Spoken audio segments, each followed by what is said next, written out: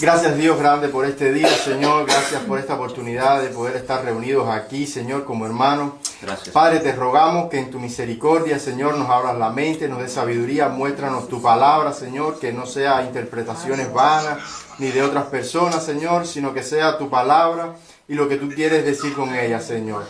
Bendice este tiempo, Dios, en el nombre de tu amado Jesús. Amén.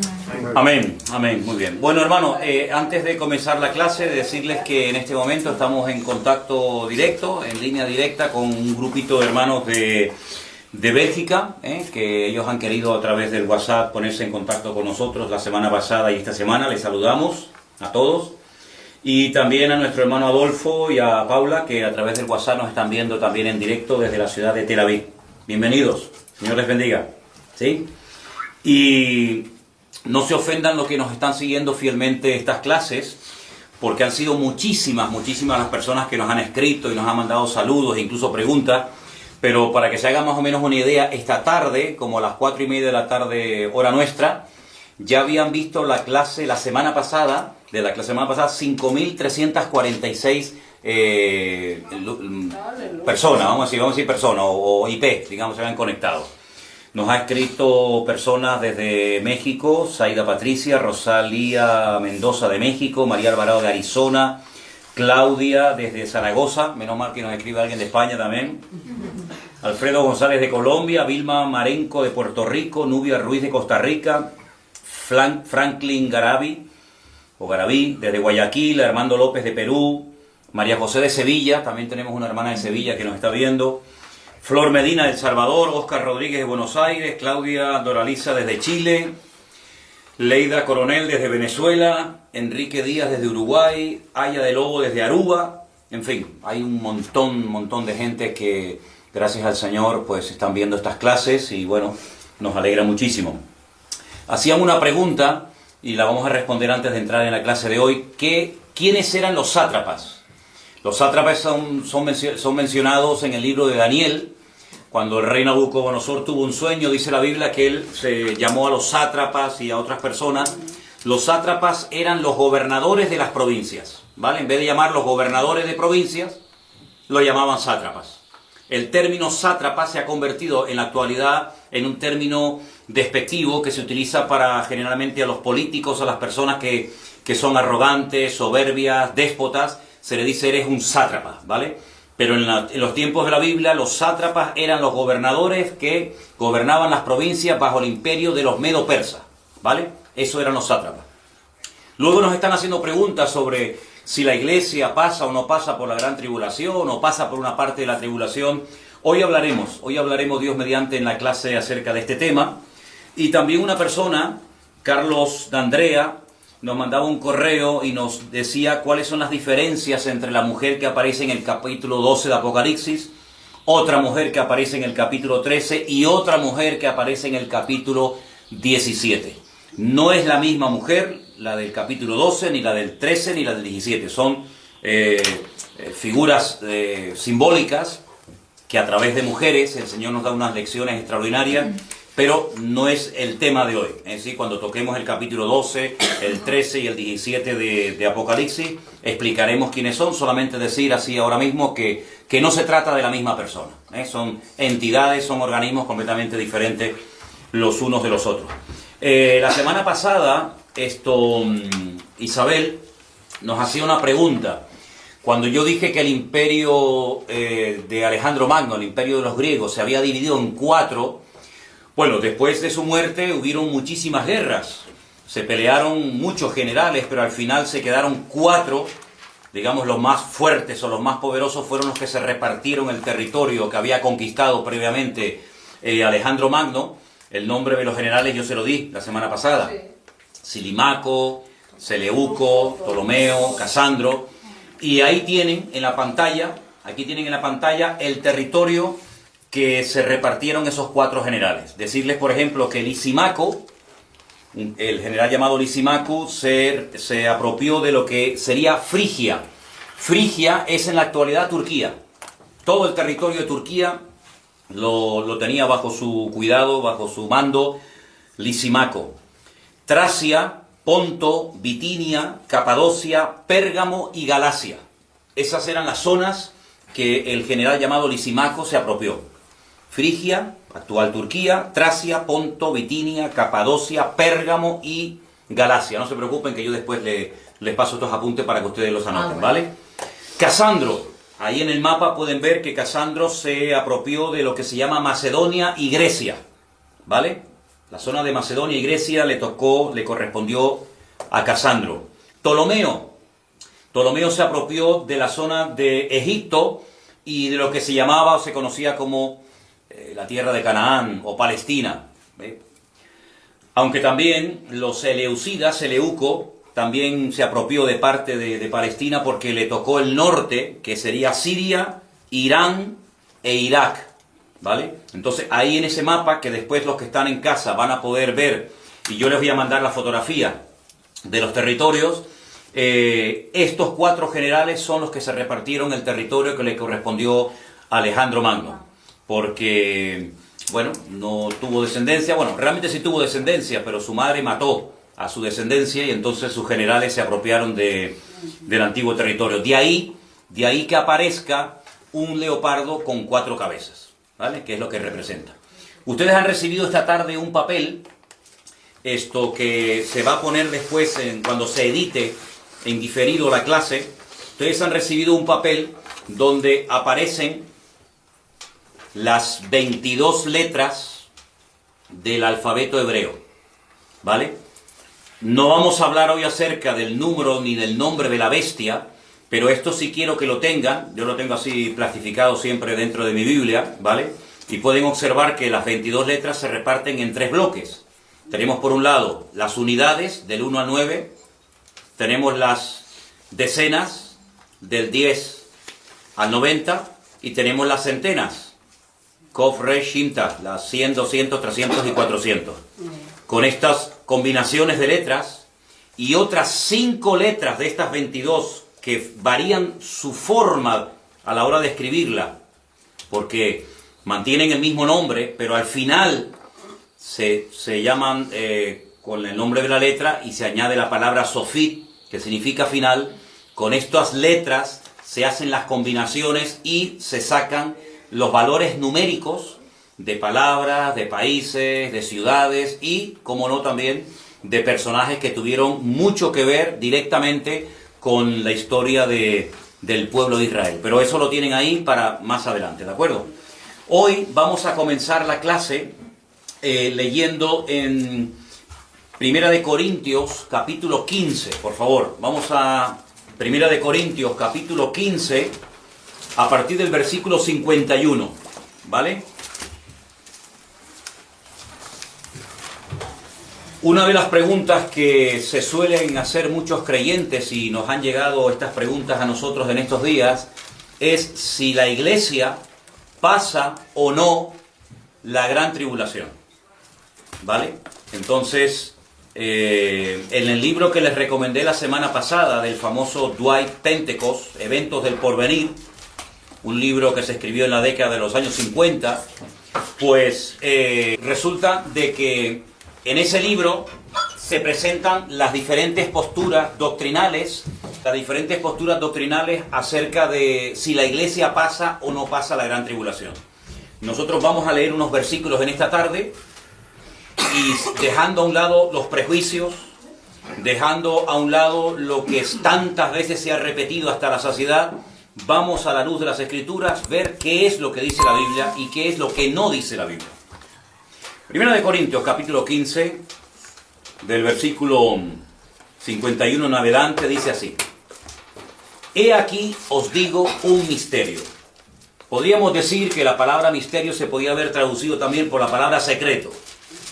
Pablo dice, les voy a revelar un secreto, algo que nadie ha revelado, algo que nunca se ha dicho ni escrito hasta este momento. No todos dormiremos, pero todos seremos transformados. La palabra que aparece ahí es metamorfosis, ¿vale? Es el proceso que hace que un gusano se convierta en mariposa. Eso es una metamorfosis, es un cambio de naturaleza total y absoluto. Ese cambio esa transformación o metamorfosis se producirá, verso 52, en un momento, en un abrir y cerrar de ojos. Y da un dato espectacular, que muchas veces no sé por qué no se ha tenido en cuenta. A la final trompeta. Es decir, esta transformación instantánea, en décimas de segundo, en un momento, en un abrir y cerrar de ojos, será al final, a la final trompeta. Porque se tocará la trompeta y los muertos serán resucitados incorruptibles y nosotros seremos transformados. Porque es necesario que esto corruptible se vista de incorrupción y esto mortal se vista de inmortalidad. Verso 54. Cuando esto corruptible se haya vestido de incorrupción y esto mortal se haya vestido de inmortalidad, entonces se cumplirá la palabra que está escrita: sorbida o vencida es la muerte en victoria. Ahora, una vez que hemos leído el capítulo 1 del libro de Apocalipsis y entramos ya directamente en los mensajes que el Señor tiene para las diferentes iglesias, que ya lo veremos en su momento, vamos a darnos cuenta de que en el libro de Apocalipsis se revelan 21 juicios diferentes, clasificados en 3 grupos de 7. Entonces yo me voy a poner de pie ahora, y aquí en la pizarra que tenemos voy a escribir algo y tratar de explicar un poquito, digamos, la cronología de lo que llamamos la Gran Tribulación, o como se conoce en el Antiguo Testamento bajo el nombre del tiempo de angustia de Jacob. Es lo mismo, ¿vale? Gran Tribulación o tiempo de angustia para Jacob es exactamente lo mismo, ¿de acuerdo? Entonces, voy a dibujar una línea, ¿vale? Voy a poner aquí una línea. Vamos a ver si se puede ver aquí en la pantalla. Ok. Vamos a suponer que esta línea representa los 7 años de la Gran Tribulación. Voy a poner aquí Gran Tribulación, ¿de acuerdo?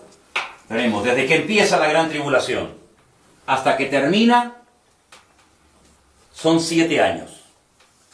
Realmente el libro de Apocalipsis, aunque es muy extenso, tiene más de 20 capítulos, realmente te está contando los últimos 7 años antes de la segunda venida de Cristo, ¿vale? Hay unos términos que no son muy complicados de entender y yo los voy a escribir aquí para que os familiaricéis con ellos. Y son los siguientes. Apunten: 42 meses, 1260 días, ¿vale? 3 años y medio. Y el último término es tiempos, en plural. Tiempos, tiempo y la mitad de un tiempo.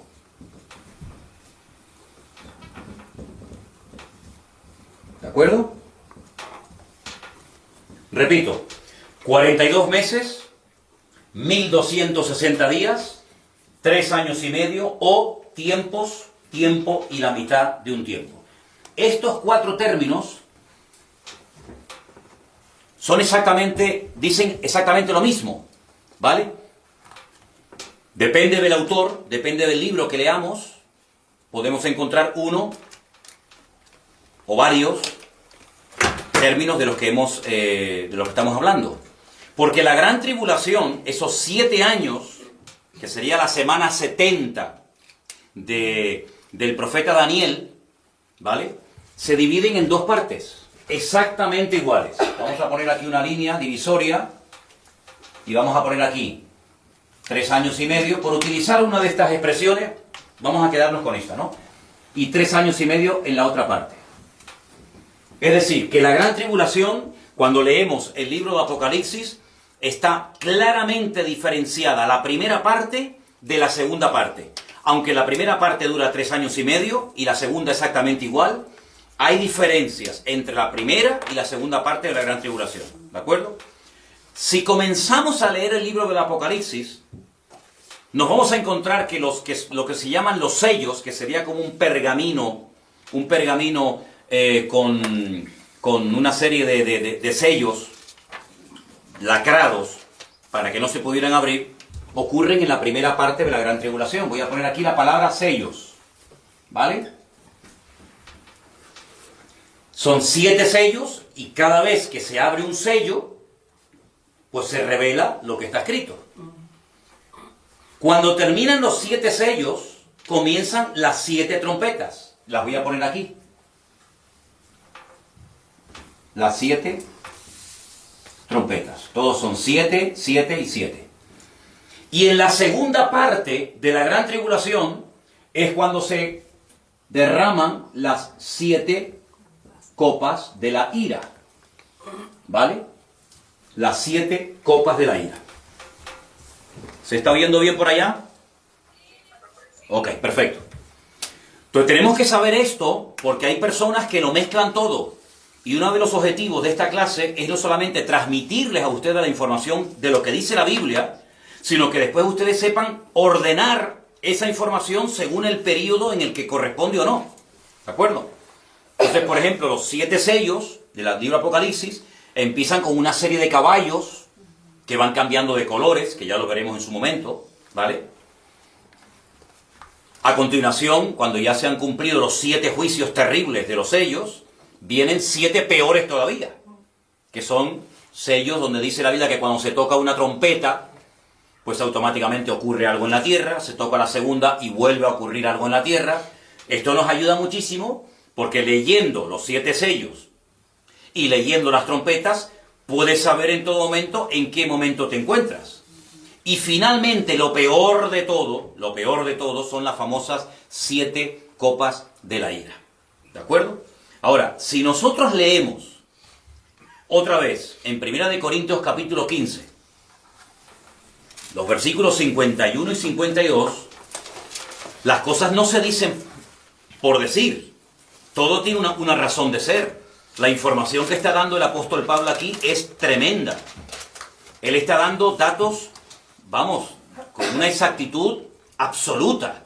Y él dice, vuelvo a repetirlo, 1 Corintios 15, 51, he aquí que os voy a revelar un misterio, un secreto. No todos dormiremos, es decir, no todos se van a morir. Saben que el dormir es sinónimo de morir. Pero todos seremos transformados. En un momento y en un abrir y cerrar de ojos. Es decir, algo que, vamos, que no hay ni tiempo ni para pensarlo. ¿Cuándo se va a producir eso? Él lo dice aquí, y esto lo dicen todas las Biblias del mundo. A la final, trompeta. Yo pregunto, ¿cuántas trompetas se mencionan en el libro de Apocalipsis? 7. Pero es que antes de las 7 toques de trompeta, o esos 7 juicios terribles en la tierra, donde hay cataclismos y tsunamis, etcétera, etcétera, hay 7 sellos primeramente. Y entonces es por sentido común. Si los 7 sellos se tienen que dar primero, y a continuación las 7 trompetas, y me dice la Biblia, yo no estoy quitando ni poniendo nada, simplemente leo, interpreto literalmente, que en un momento y en un abrir y cerrar de ojos, a la final trompeta, los muertos serán resucitados incorruptibles y luego nosotros seremos transformados. Pues entonces la pregunta que hacen muchas veces las personas, ¿pasa o no pasa la iglesia por parte de la tribulación, sí o no? Sí. Bueno, pues usted lea la Biblia y lo que la Biblia dice es lo que dice. Ahora, ¿qué es lo que ocurre? Y yo estoy seguro que muchos de los que están viendo, o escuchando, mejor dicho, esta información por primera vez en su vida, incluido pastores, incluido gente que se sube al púlpito y predica la palabra, pero hermano, a mí me han enseñado de toda la vida que la iglesia no pasa por ninguna parte de la gran tribulación, ni la primera, ni la mitad, ni la última, y a mí también me lo enseñaron. A mí también me lo enseñaron cuando estudié en el seminario, en la escuela bíblica de las Asambleas de Dios. A mí me dijeron que nosotros nos vamos, que cuando las cosas se empiecen a poner feas, la iglesia no pasa y que la iglesia se va. Y que los que se quedan son los judíos, los malos, los que no quisieron aceptar el evangelio, etcétera, etcétera. Pero bueno, eso te lo dicen y en ese momento no tienes mucha información y no tienes muchos datos. Pero según van pasando los años y vas estudiando y vas indagando y profundizando en las Sagradas Escrituras, te das cuenta de que hay cosas que a veces te han podido enseñar que realmente las crees porque te las enseñaron, pero no porque tú llegaste a la conclusión, estudiando la Biblia por ti mismo, de que eso realmente era así. Entonces, ¿de dónde viene eso? Claro, uno tiene que estudiar. Y ahora agárrense al dato que les voy a compartir. Esto es tremendo. Esto es para muchos y para denominaciones enteras. Esto es una bomba. En el año 1832, tomen nota de esta cifra, por favor, siglo XIX.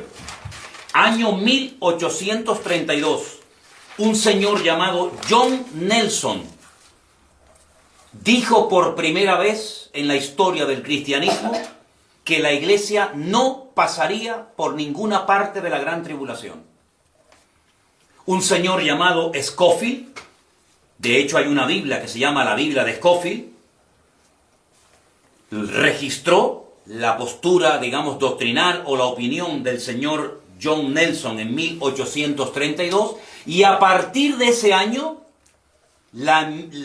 muchas congregaciones, más que nada de corte pentecostal, de corte, vamos a decir así, más liberales, etcétera. Las tradicionales no. Las iglesias tradicionales, el protestantismo oficial, digamos, de toda la vida, no se abrió tanto ni aceptó tanto esta postura. Pero otras iglesias, digamos, de corte más pentecostal, más modernas, pues les vino como anillo al dedo. Entonces, la pregunta es, si hasta el 1832 los cristianos no creían que la iglesia iba a pasar, que la iglesia no iba a pasar por la gran tribulación, ¿qué es lo que creían? No, al contrario. Es decir, hasta 1832 todos los creyentes creían que la iglesia pasaría como mínimo por parte, no digo por todo, por parte de la gran tribulación, porque el que quiera vivir piadosamente sufrirá persecución. Y nuestros hermanos en Cristo durante siglos y siglos y siglos pasaron terribles persecuciones. Lean ustedes la historia del cristianismo, por ejemplo, durante los primeros 300 años del Imperio Romano. Fue una masacre y una persecución terrible.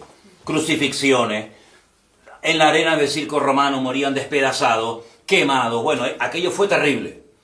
Siempre ha habido persecuciones contra la iglesia. Y los cristianos nunca se han sentido mal porque el Señor ha permitido que en momentos puntuales, si Él lo ha creído oportuno, la iglesia pasara por tribulaciones. El Señor no nos prometió que no pasaríamos por tribulaciones. Yo sé también que a lo mejor algunos están pensando en ese famoso versículo que dice, pero hermano, hay un versículo que dice que Dios no nos ha puesto para ira, sino para alcanzar salvación. Y yo a esas preguntas, a esas personas que me vienen con esta pregunta o con este argumento les digo, ¿a qué ira se está usted refiriendo? Y entonces ya los desarmas porque te dicen, ¿cómo que a qué ira? Claro, porque en el libro del Apocalipsis, apunten esto, se mencionan 3 iras diferentes. Yo en su momento le daré los versículos, ¿de acuerdo? Se menciona clarísimamente la ira del dragón. Dijimos la semana pasada que el dragón es Satanás, ¿sí? Se menciona en el libro de Apocalipsis la ira de las naciones.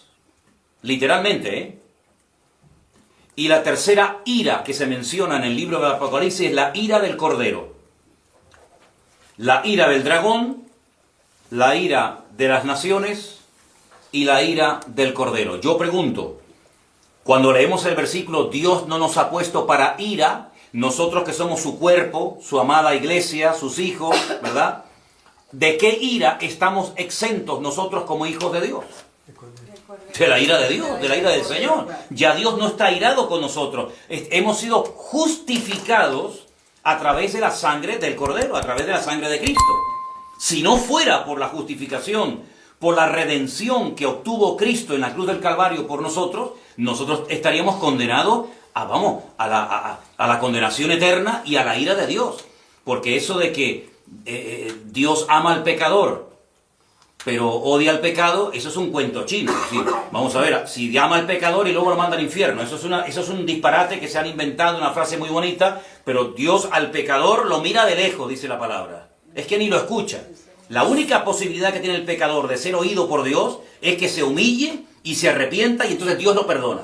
¿Vale? Entonces cuando tú te conviertes, tú le pides perdón al Señor por tu mala vida, por tus pecados, por lo que sea, tú estás exento. Tú estás libre de la ira del Señor. Eso es lo que significa que Dios no nos ha puesto para ira. Pero yo pregunto una cosa, ¿y de la ira de las naciones? ¿No se han airado naciones contra los cristianos y se siguen airando muchas naciones como Irán, como Afganistán, y otras naciones contra los cristianos? De toda la vida. Y la ira del dragón, ¿cuántas veces Satanás se ha ensañado contra la iglesia? Claro, Dios le ha dado gracia, Dios le ha dado fortaleza, pero cuando vemos a los 3 jóvenes en Babilonia que los meten dentro del horno de fuego y no se quemaron, eso fue, y todos sabemos, una gran excepción. Pero ¿cuántos hermanos nuestros aquí en España han muerto quemados en la hoguera?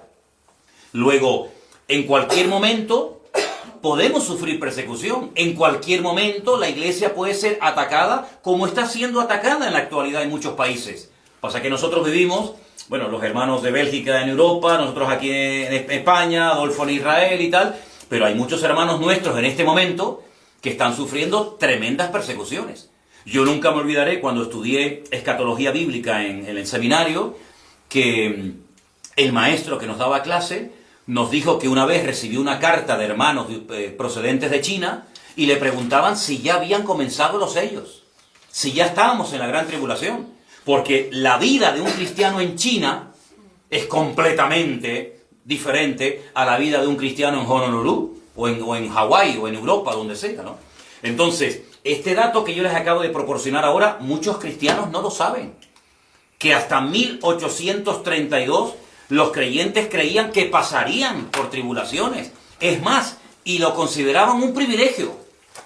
No era un castigo, sino era un privilegio el que los creyentes pudieran pasar por dificultades, por persecuciones, etcétera, etcétera.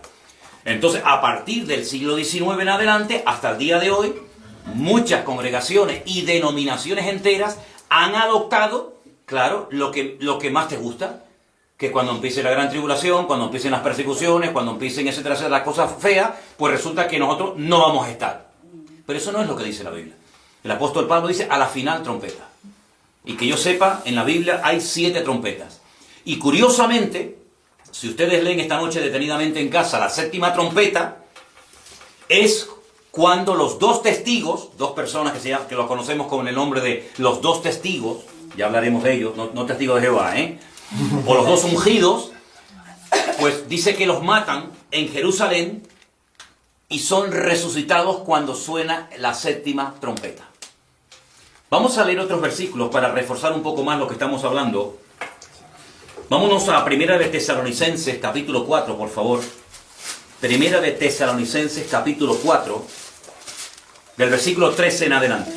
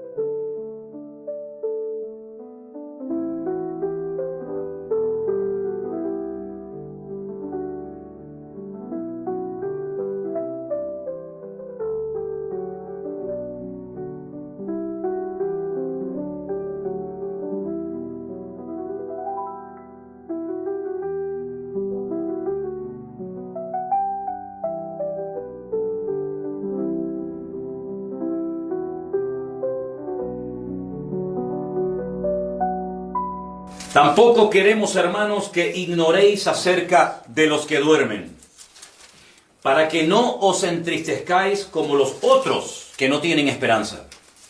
Porque si creemos que Jesús murió y resucitó, y lo creemos, amén, hermano, Amén. así también traerá Dios con Jesús a los que durmieron en él.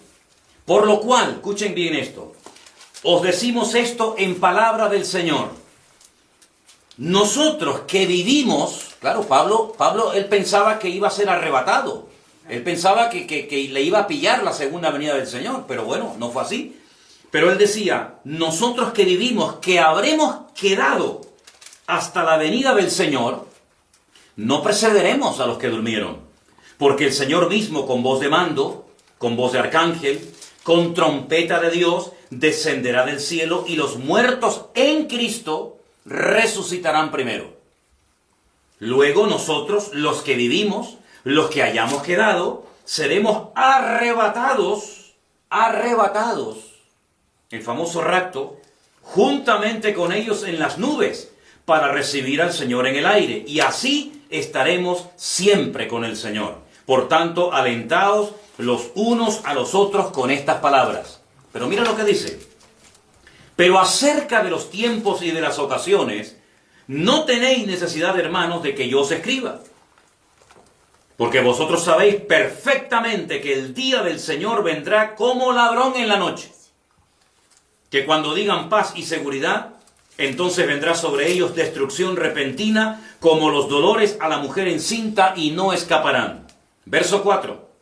Mas vosotros, hermanos, no estáis en tinieblas o en ignorancia, para que aquel día os sorprenda como ladrón en la noche.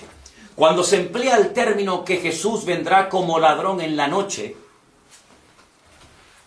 pero sin embargo el apóstol Pablo dice, velad y orad, vosotros no estáis en tinieblas, para que aquel día os sorprenda como ladrón en la noche. ¿En qué quedamos? Si viene como ladrón en la noche, ¿nos va a sorprender o no nos va a sorprender? A nosotros no nos va a sorprender que Cristo venga. De hecho, la iglesia debería tener permanentemente la actitud de que estamos esperando al Señor. Dice que si el padre de familia está velando, a él no le van a robar. Pero al que le roban es al que se duerme, al que se despista, al que se distrae, y automáticamente vienen y le roban, y cuando se da cuenta ya es demasiado tarde. Entonces, para el mundo el Señor vendrá como ladrón en la noche. Pero todas las señales, la cronología del Apocalipsis, los versículos de Pablo, las cartas que escribió el apóstol Juan, el libro de Daniel, Ezequiel, etcétera, etcétera, nos advierte y nos prepara para saber en qué momento de la historia nos encontramos. Entonces, yo nunca, cuando estudié en la escuela bíblica, me hicieron ver con tanta claridad, como yo creo que lo estamos viendo en esta tarde, que tanto el arrebatamiento como la resurrección de los muertos en Cristo no sucederá hasta que sea el final, el toque de la final trompeta. Eso es lo que dice la palabra de Dios. Hay dos resurrecciones en la Biblia, y voy a ponerlas aquí en la pizarra para que los que están tomando nota lo tengan en cuenta. Hay una primera resurrección que se llama la resurrección de los muertos en Cristo, o la resurrección para vida, ¿vale? Voy a poner aquí, primera resurrección, ¿ok? En esta primera parte, primera resurrección. Y al final de la gran tribulación, se produce la segunda resurrección. Solamente hay dos. ¿Vale?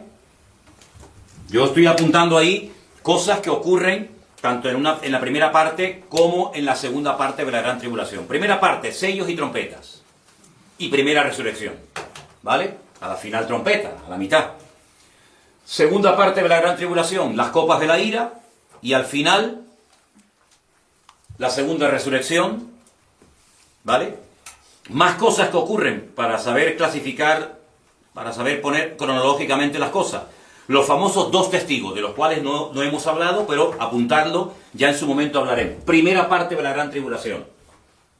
Pongo aquí los dos testigos. ¿Ok? Dice que ellos predican durante 1260 días. En la primera parte de la gran tribulación. al final de los 3 años y medio, los matan, no los entierran, los tienen tirados en una plaza pública en Jerusalén durante unos días, y al tercer día resucitan. ¿Vale?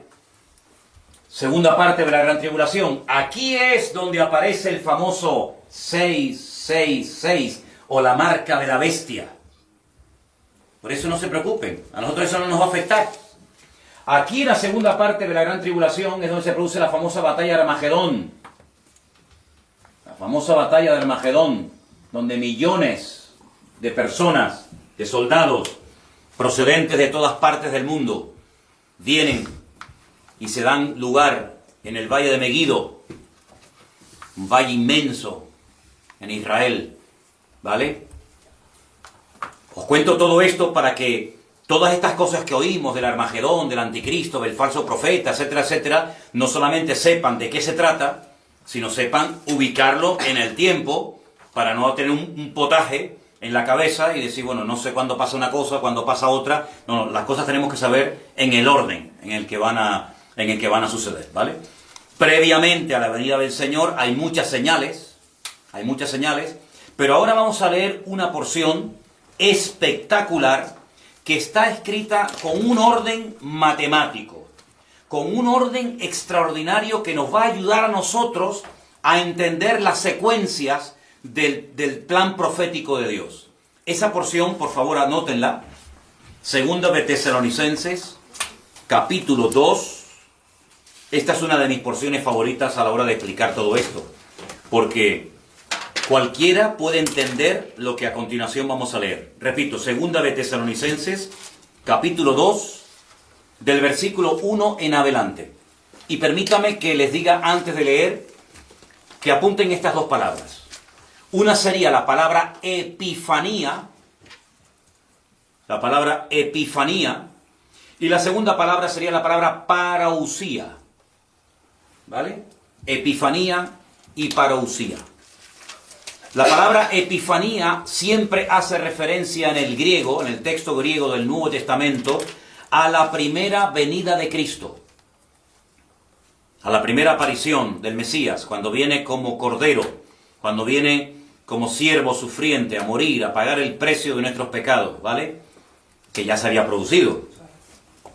Cuando Pablo escribe lo que vamos a leer ahora, ya la epifanía, la primera venida del Señor, ya se había producido, ¿vale?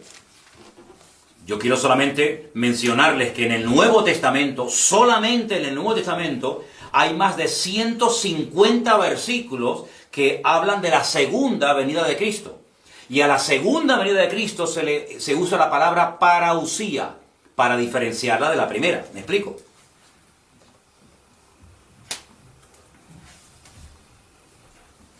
Pablo habla más de 50 veces en sus cartas sobre la segunda venida de Cristo. Si solamente leyéramos el Antiguo Testamento, fíjense el dato que les voy a dar ahora, si solamente leyéramos el Antiguo Testamento, llegaríamos a la conclusión de que el Mesías iba a venir 2 veces.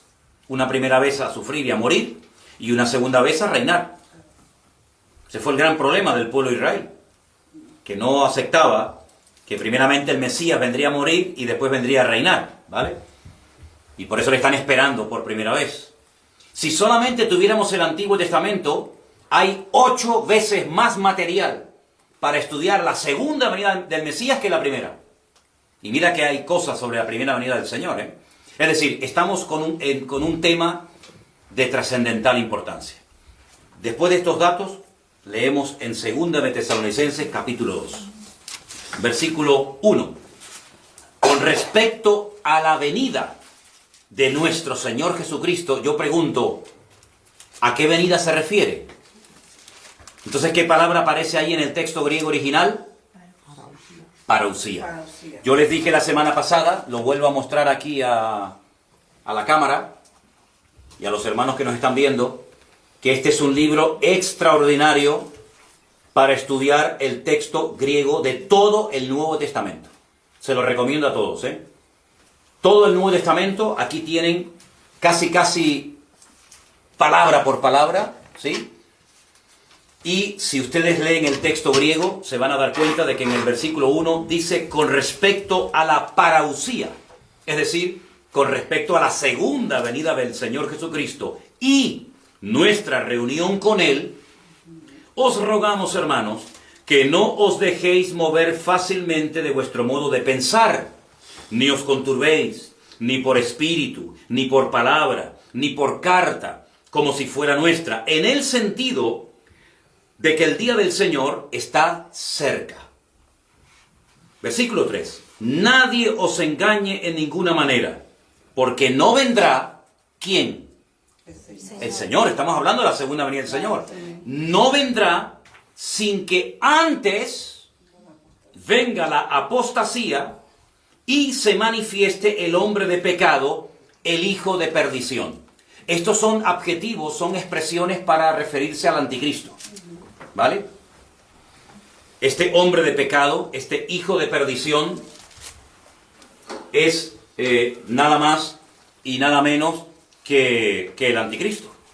Y ahora dice, el cual se opone y se levanta contra todo lo que se llama Dios o es objeto de culto, tanto que se sienta en el templo de Dios como Dios, haciéndose pasar por Dios.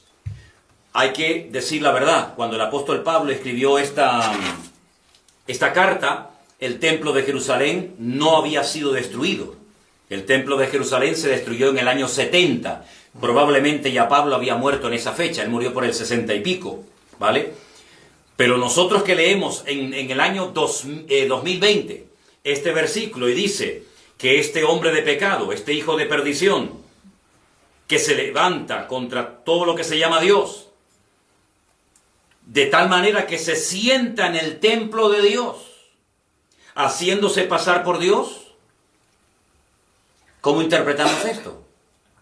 ¿Cuál es el templo de Dios? En aquel momento, ¿cuál era el templo de Dios? Pues eso, hay una referencia directa, bueno, directísima, a la reconstrucción del templo de Jerusalén. Y os puedo asegurar de que hay millones de judíos que no sueñan en otra cosa más que en la reconstrucción del templo de Jerusalén. Ahora Pablo dice, ¿no os acordáis que cuando yo estaba todavía con vosotros os decía esto? Ahora vosotros sabéis lo que lo detiene, a fin de que a su debido tiempo se manifieste. Fíjense el orden. El Señor tiene que venir, pero no puede venir sin que se manifieste la apostasía, ahora hablaremos de eso, y se manifieste, se dé a conocer el hombre de pecado, el hijo de perdición. Pero a su vez, este personaje, el anticristo, no se puede manifestar porque hay algo que le está impidiendo que se manifieste, hasta que ese algo sea quitado de en medio, y entonces, dice aquí, entonces, se manifestará aquel inicuo, versículo 8, aquel inicuo se manifestará a quien el Señor matará con el espíritu de su boca y destruirá con el resplandor de su venida. Pero fijaros el verso 7. Porque ya está en acción el misterio de la iniquidad, solo que hay quien al presente lo detiene, hasta que él, artículo determinado masculino, esto es muy interesante y muy importante, hasta que él sea quitado de en medio. Por eso cuando te dice la gente, bueno, es que el anticristo no se puede manifestar hasta que la iglesia sea quitada de en medio y sea arrebatada y se vaya, entonces se manifiesta el anticristo. Pero es que la iglesia jamás es tratada en género masculino. Aquí dice hasta que él, no hasta que ella. Entonces dicen, bueno, claro, es verdad, la iglesia es esposa, la iglesia es novia, la iglesia es femenino, entonces no encaja con esto de él. Entonces el Espíritu Santo. ¿El Espíritu Santo no es Dios? Sí, claro. Pues si es Dios, está en todas partes, en todo momento. ¿Dónde dice la Biblia? ¿Dónde dice literalmente la Biblia que el Espíritu Santo tiene que ser quitado de la tierra para que se manifieste el anticristo? Eso no lo dice la Biblia. Eso lo enseñan en las escuelas bíblicas. Eso lo repiten como los loros. Muchos cristianos dicen, no, es el Espíritu Santo, hermano. Y cuando tú le preguntas, bueno, ¿dónde lo dice en la Biblia? No te lo pueden demostrar. Porque no han aprendido de memoria, de carretilla, como los loros que repiten la lección, pero no porque la Biblia realmente lo diga. Pero ahora dice aquí, inicuo, versículo 9, otro nombre al anticristo, cuyo advenimiento, cuya aparición es por obra de Satanás. Es decir, Satanás está detrás de este tipo. Con gran poder y señales y prodigios, pero mentirosos. Cuidado que no todos los milagros tienen su origen en Dios, ¿eh? Cuidado que el enemigo puede hacer más de lo que se imaginan muchos, ¿eh? Con todo engaño de iniquidad para los que se pierden, por cuanto no recibieron el amor de la verdad para ser salvos. Por esto Dios les envía un poder engañoso para que crean a la mentira. ¿No quieren creer a la verdad? Ok, pues toma la mentira. A fin de que sean condenados todos los que no creyeron a la verdad, sino que se complacieron en la injusticia. Entonces, fijaros este pasaje, esto es una bomba. Porque si nosotros decimos que el Señor tiene que venir, pero no puede venir el Señor hasta que se manifieste la apostasía y el hombre de pecado, yo les pregunto a todas esas personas, a todos esos sinceros cristianos, hermanos nuestros en el Señor, que dicen, hermano, el Señor puede venir ahora mismo. Es que eso no es lo que dice la Biblia. Yo solamente os voy a hacer digamos, una especie de... No quiero utilizar la palabra apostar, ¿no? Pero les voy a demostrar que hoy no va a venir el Señor. Si viene el Señor en medio de la clase, como dice que puede venir en cualquier momento, pues tendré que pedir perdón y decir, hermano, me equivoqué, discúlpenme. Cuando nos veamos todos allá arriba en la presencia del Señor, les diré, hermano, no sé lo que estaba pensando, pero si hoy no viene el Señor cuando termine esta clase, entonces no mentí. Dije la verdad y tenía razón. ¿Por qué yo digo que hoy no puede venir el Señor? No es que lo diga yo, sino porque la palabra de Dios dice que el Señor no va a venir hasta que se manifieste el hombre de pecado, el hijo de perdición, y venga la apostasía.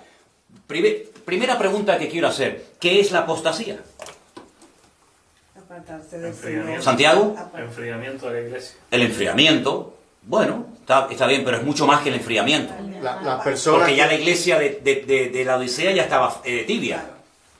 Y el Señor no vino en su época. Para mí es apartarse de... Apartarse, sí. Apartarse de la palabra. Apartarse del Eso no Señor, fue- de la palabra. ¿Saben que hay un versículo cuando Pablo le escribe a Timoteo? Seguramente que a los hermanos que nos están viendo estarán pensando en él. Dice, pero dice el Espíritu claramente, ¿verdad? Pero dice el Espíritu claramente que en los postreros días algunos, gloria a Dios que dice algunos, imagínate que dijera todos, madre mía, algunos apostatarán de la fe, escuchando a espíritus engañadores y a doctrinas de demonios. Es decir, que se producirá un abandono de la fe por parte de mucha gente. Hay un versículo muy interesante que dice, hermanos, está en el último capítulo de la carta a Santiago. Y empieza el versículo diciendo, hermanos, si alguno de entre vosotros se ha extraviado de la verdad, sepa que el que haga volver al pecador del error de su camino, salvará de muerte un alma y cubrirá multitud de pecados. ¿Os suena ese versículo? Sí. Hermanos, si alguno de entre ustedes, hermanos, se ha extraviado de la verdad, el que haga volver al hermano, no, al que haga volver al pecador del error de su camino, salvará de muerte un alma y cubrirá multitud de pecados. Se producirá un abandono masivo de mucha gente. Claro, algunos me dicen, bueno, pero muchos de los que abandonan los caminos del Señor, se apartan de la iglesia, se enfrían, se van al mundo, no eran convertidos. Bueno, es que hoy en día es muy difícil, y les digo con la mano en el corazón, ¿no? Hoy en día es muy difícil decir, este es convertido o este no es convertido, porque en mi época te decían, este es cristiano, y uno decía sí, o no. Pero hoy en día, yo digo, no sé, no lo sé, porque parece, pero después resulta que no, y aquel que parecía que no era, resulta que a lo mejor era más que el que parecía que era. Entonces, hoy en día es muy complicado. Lo que dice la Biblia es que vendrá un tiempo de gran apostasía. Y claro, vendrán falsas doctrinas. ¿Y cómo está la iglesia en la actualidad? Métanse en internet, vayan por ahí, visiten un poco las congregaciones. Jamás en la historia de la humanidad ha habido tanta falsa doctrina y tanta manipulación y tanto engaño y tanta barbaridades como de un tiempo a esta parte. Algunos dirán, pero hermano, Ya en los tiempos de Pablo ya había falsos profetas, y falsos pastores, y falsos apóstoles, y falsas doctrinas. Hombre, eso siempre ha existido. Ya en el primer siglo decían que Cristo no era Dios. Y ya en el primer siglo surgieron los nicolaitas y tantas barbaridades. Pero como en esta última época, jamás en la historia. Y esto va en aumento. La maldad dice que se va a multiplicar, no sabemos por cuánto. Y dice que el amor de muchos se enfriará, ¿verdad? Pero el que persevere hasta el fin, ese será salvo. Pero no solamente vendrá un periodo masivo de apostasía, de apartamiento, de frialdad, de alejamiento de los caminos del Señor, sino que dice que se tendrá que manifestar el hombre de pecado, el hijo de perdición. Ahora, yo voy a dar una opinión personal, ¿vale? Esto ya no es Biblia, esto es mi opinión. Yo creo que este personaje ya está vivo. Yo estoy convencido de que el anticristo ya está vivo, está por ahí y falta muy poco para que todo esto se manifieste y se dé a conocer, pero la realidad es que todavía hoy en día no podemos decir esta persona cumple con los requisitos bíblicos para poder señalarlo y decir este es el anticristo del cual habla la Biblia. Porque yo digo una cosa, todos los datos que nos da la Biblia sobre la persona del anticristo, ¿para qué nos los da? Si no vamos a estar, ¿a mí qué más me da si es blanco, si es negro, si le gustan las mujeres, si le gustan los hombres, si es bueno, si es malo? Pues a mí me da igual, yo no voy a estar, a mí no me interesa como este personaje. ¿Por qué tantos datos? ¿Por qué tanta información? ¿Por qué dice la Biblia del amor de las mujeres huirá? ¿Por qué dice la Biblia que se hará del Dios de la fortaleza? ¿Por qué da la Biblia tantos datos sobre estos personajes? Para que no nos sorprendan las cosas como a algunos les sorprende cuando oyen cosas diferentes, pero que son tan bíblicas como las que han oído de toda la vida, y sepamos en todo momento en qué momento y en qué tiempo de historia nos encontramos. El anticristo no se puede manifestar cuando él quiera. Hay algo que impide que se manifieste. Ahora, yo le hice una vez un desafío a unos hermanos que asistieron a un curso que yo di durante casi un año sobre Daniel y Apocalipsis y sobre profecías, y les dije, cuando vayan a sus iglesias, pregúntenle a sus líderes, a sus pastores, ¿qué es lo que está impidiendo la manifestación del anticristo? Y van a oír de todo, desde el Espíritu Santo, la iglesia, etcétera, etcétera. Pero cuando te den una respuesta, dile, ¿me lo podría demostrar usted con algún versículo de la Biblia? Y vas a ver que no van a poder. Pero sin embargo, yo les voy a dar un versículo en esta tarde para que reflexionen, para que mediten y lo tengan presente. Vámonos por favor al precioso e interesantísimo libro de Daniel, el capítulo 12. Daniel capítulo 12.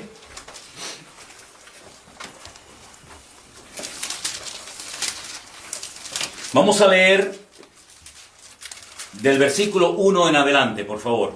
Daniel capítulo 12, del versículo 1 en adelante. En aquel tiempo se levantará Miguel, el gran príncipe que está de parte de los hijos de tu pueblo. ¿A qué pueblo se está refiriendo? A Israel. Sí, Daniel no era egipcio, Daniel no era de Babilonia, Daniel era de Israel. Y le dice que Miguel, el gran príncipe, que está de parte, está a favor de los hijos de tu pueblo, se levantará y será tiempo de angustia, cual nunca fue desde que hubo gente hasta entonces. Siempre ha habido angustia, siempre ha habido persecuciones, siempre ha habido falsas doctrinas, siempre ha habido enfriamiento, pero esto será cual nunca fue desde que hubo gente hasta entonces. Pero en aquel tiempo será libertado tu pueblo, todos los que se hallen escritos en el libro. Muchos de los que duermen en el polvo de la tierra serán despertados, unos para vida eterna, primera resurrección, y otros para vergüenza y confusión perpetua, segunda resurrección. Digamos que unas para los creyentes y otras para los inconversos. Los entendidos resplandecerán con el resplandor del firmamento, y los que enseñan la justicia a la multitud como las estrellas a perpetua eternidad. Pero tú, Daniel, cierra las palabras y sella el libro hasta el tiempo del fin. Muchos correrán de aquí para allá y la ciencia aumentará.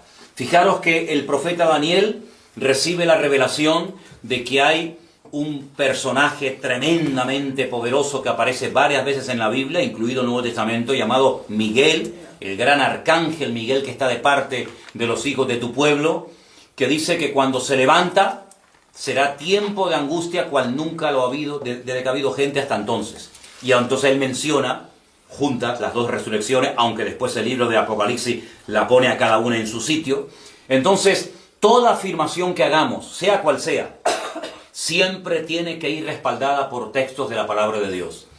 Toda declaración que hagamos, que esté basada en libros, en opiniones personales, en a mí me parece, en yo creo, a mí sinceramente no me sirven de nada. Nosotros nos basamos única y exclusivamente y nos dejamos guiar única y exclusivamente por la palabra de Dios. Y cuando declaramos algo, lo que decimos tiene que estar avalado y respaldado 100% por la Biblia. Y si no, no tiene ninguna posibilidad de ser aceptado o creído, por lo menos por nuestra parte. ¿De acuerdo? Entonces, para hacer un pequeño resumen, tenemos los 7 años de la gran tribulación, que realmente se relatan de una forma muy detallada y muy bonita en el libro del Apocalipsis, a través de 7 sellos, de 7 trompetas y de 7 copas de la ira. Los sellos y las trompetas se llevan a cabo en la primera parte de la gran tribulación. A la final trompeta, Pablo dice que los muertos en Cristo resucitan primero y luego los que estén vivos en ese momento serán arrebatados juntamente con el Señor para estar con Él para siempre en el aire. Cuando nos pregunta la gente, me preguntaron una vez, ¿usted no cree en el arrebatamiento? Mi respuesta siempre es la misma, yo creo en todo lo que dice la Biblia. ¿La Biblia habla de un arrebatamiento? Sí. ¿No dice la Biblia, 2 estarán en una cama, el uno será tomado y el otro será dejado? ¿No dice la Biblia, 2 estarán en el campo, el uno será tomado y el otro será dejado? ¿No dice la Biblia que en un momento y en un abrir y cerrar de ojos, millones de seres humanos, de creyentes que han puesto su confianza y su fe en el Señor, serán arrebatados, serán llevados en vida? Pues si yo estoy en vida, cuando venga el Señor, si yo no he muerto, pues yo seré llevado en vida, ¿no? Luego habrá millones de personas que no morirán. Serán arrebatados con el Señor porque estaban en vida. Pero los muertos en Cristo, los que nos precedieron, serán primeramente resucitados. Y luego, y todos los que no creyeron en Cristo, todos los que blasfemaron su nombre, todos los que rechazaron el Evangelio, esa gente que murió, que son millones y millones y millones, ¿cuándo resucita esa gente? ¿Qué pasa con esa gente? Al final de la gran tribulación, los últimos capítulos del libro de Apocalipsis, se produce el juicio ante el gran trono blanco, y es cuando dice la Biblia que se abre el libro de la vida. Quisiera leer algunos versículos de este pasaje, de este capítulo, muy interesantes, para que os deis cuenta acerca de la segunda resurrección. Estamos en el libro del Apocalipsis, por favor. En el libro del Apocalipsis. Y dice en el capítulo 20... Vi un ángel que descendía del cielo con la llave del abismo y una gran cadena en la mano. Prendió al dragón, a la serpiente antigua, que es el diablo y Satanás, y lo ató por 1000 años. Eso cuando se lleva a cabo el milenio, del cual hablaremos después, o más tarde. Lo arrojó al abismo y lo encerró, y puso su sello sobre él, para que no engañase más a las naciones hasta que fuesen cumplidos 1000 años. Después de esto, debe ser desatado por un poco de tiempo. Más adelante, dice, vi tronos y se sentaron sobre ellos los que recibieron la facultad de juzgar. Vi las almas de los decapitados por causa del testimonio de Jesús y por la palabra de Dios. Los que no habían adorado a la bestia ni a su imagen, que no recibieron la marca en su frente ni en sus manos, y vivieron y reinaron con Cristo 1000 años. Pero los otros muertos no volvieron a vivir hasta que se cumplieron los 1000 años, desde después del milenio, cuando resucitan, ¿sí? Y entonces dice, un poquito más adelante, en el capítulo 20, versículo 11, 11, vi un gran trono blanco y al que estaba sentado en él, de delante del cual huyeron la tierra, el cielo y ningún lugar se encontró para ellos. Y vi a los muertos, grandes y pequeños, de pie ante Dios, los libros fueron abiertos y otro libro fue abierto, el cual es el libro de la vida. Y fueron juzgados los muertos por las obras que estaban escritas en los libros según sus obras. El mar entregó los muertos que había en él, y la muerte y el Hades entregaron los muertos que había en ellos, y fueron juzgados cada uno según sus obras. Y la muerte y el Hades fueron lanzados al lago de fuego. Esta es la muerte segunda.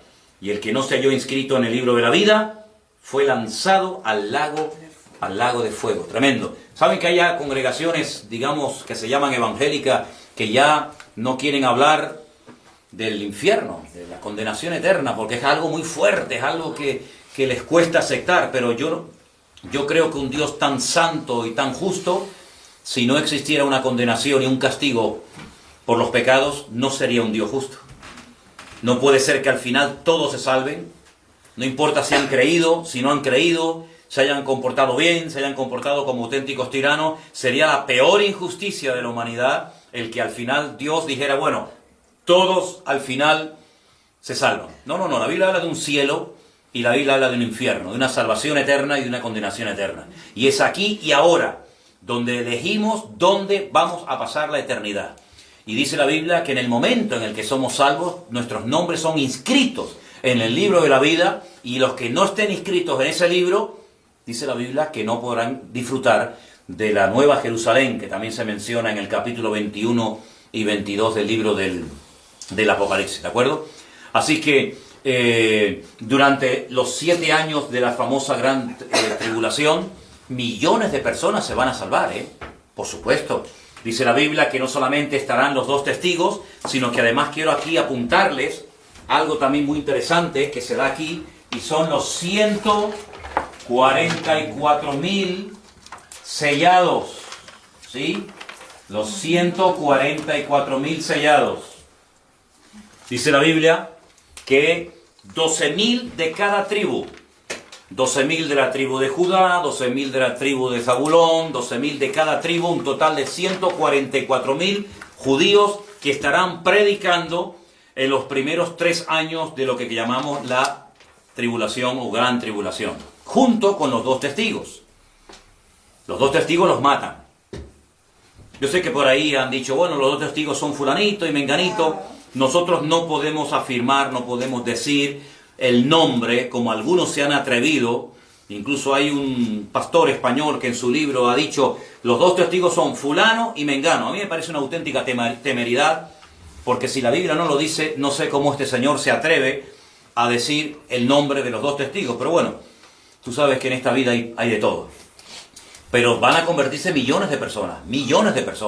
Incluso después, en la segunda parte durísima, terrible de la gran tribulación, se van a convertir millones de personas, no te quepa la menor duda.